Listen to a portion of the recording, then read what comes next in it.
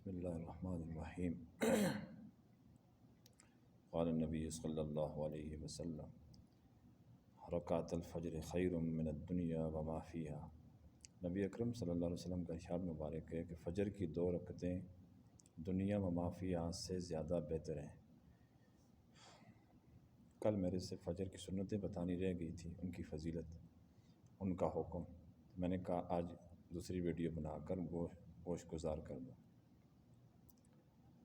اس میں یہ بتایا گیا ہے کہ ساری کائنات سے افضل فجر کی 2 رکعتیں ہیں، اور ہم لوگوں کا حال یہ ہے کہ اللہ معاف فرمائے، ہم ان 2 رکعتوں کو فجر کے فرضوں کی فضیلت نہیں ہے، یہ صرف سنتوں کی فضیلت ہے کہ ہم اس کو نیند کی نظر کر دیتے ہیں۔ دنیا کے جتنے بھی کائنات کے اندر امیر لوگ ہیں، امیر لوگوں کا ساز و سامان ہے، اسی طرح پوری کائنات ہے، اس سے بڑھ کر زیادہ فضیلت ہے فجر کی 2 سنتوں کی۔ اللہ تعالیٰ کو بہت زیادہ محبوب ہے، اور فرشتوں کی حاضری کا وقت ہے۔ ان قرآن الفجر کان مشہودا، کہ فجر کا جو وقت ہے، اللہ تعالیٰ نے اس کی قسم بھی اٹھائی ہے۔ پھر یہ فرمایا ہے کہ فجر کا جو وقت ہے یہ ملائکہ کی حاضری کا وقت ہے، تو یعنی رات کے ملائکہ بھی ثواب لکھ کر لے جاتے ہیں، صبح بھی آنے والے نماز کی حاضری لگا کر ثواب لکھ سکتے ہیں۔ گویا کہ امت محمدیہ کی جو یہ نماز ہے وہ ایک قسم کا ڈبل اجر بن جاتا ہے۔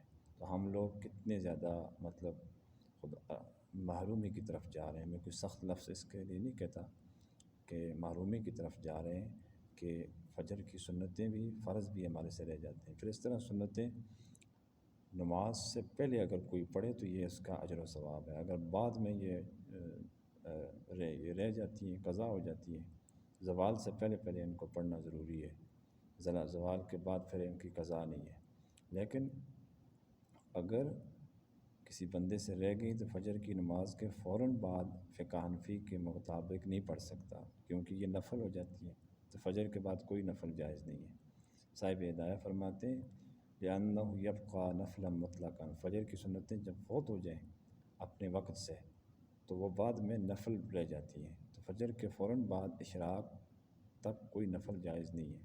باقی ائمہ کے نزدیک جائز ہے، امام شافعی رحمۃ اللہ علیہ، امام مالک حنبلی، امام احمد بن حنبل رحمۃ اللہ علیہ کے نزدیک جائز ہے، تینوں کے نزدیک۔ لیکن صحیح حدیث کی روشنی میں فقہ حنفی میں یہ اس طرح فوراً پڑھنی جائز نہیں، اشراق کے بعد پڑھنی چاہیے، زوال سے پہلے ان کی قضا ضروری ہے۔ اچھا، یہ تو بات ہوگی ان کے متعلق۔ پھر آپ صلی اللہ علیہ وسلم نے اتنی تاکید فرمائی ہے کہ آپ صلی اللہ علیہ وسلم نے کبھی بھی یہ سنتیں نہیں چھوڑیں، ایک بات۔ دوسری بات، آپ صلی اللہ علیہ وسلم نے ارشاد فرمایا کہ تم فجر کی سنتیں اس صورت میں بھی نہ چھوڑو، ہر حال میں ان کا اہتمام کرو، وَلَوْ تَرَدَتْكُمُ الْخَيْلُ، اگرچہ تمہیں میدان جہاد میں، یعنی میدان جہاد میں تم کسی جگہ سنتیں پڑھ رہے ہو فجر کی، تو فجر کی سنتیں مت چھوڑنا، اگرچہ تمہیں جہاد والے گھوڑے روند کر چلے جائیں۔ تو یہ کتنی بڑی فضیلت ہے، ادھر جہاد کے گھوڑوں کا ذکر ہے اور ادھر ہم چارپائیوں کے اوپر آرام سے سو رہے ہوتے ہیں۔ ہمیں اس چیز کا خیال رکھنا چاہیے، اس چیز کا بہت زیادہ اہتمام کرنا چاہیے، اگرچہ ہم ان کو مختصر کر کے پڑھیں، لیکن یہ ہے کہ ضرور ہمیں پڑھنی چاہیے، مختصر ہی پڑھیں، زیادہ لمبی نہ کریں، کیونکہ یہ بھی سنت عمل ہے کہ نبی کریم صلی اللہ علیہ وسلم فجر کی سنتیں باقاعدہ پابندی سے پڑھتے تھے، لیکن مختصر پڑھتے تھے۔ اتنی بھی مختصر نہ کریے گا کہ جو مارکیٹ میں چل رہی ہے اختصار جو مارکیٹ میں چل رہا ہے وہ نہیں کرنا، کہ وہ سیدھا سجدہ بھی نہ ہو، قوما جلسہ کچھ بھی نہ ہو اور کھڑکا دے بندہ، خدا نہ خواستہ اس طرح کے طریقے سے نہیں پڑھنا۔ اللہ تبارک و تعالی ہم سب کو ان باتوں پر عمل پیرا ہونے کی توفیق عطا فرمائے۔ وآخر دعوانا ان الحمد للہ رب العالمین۔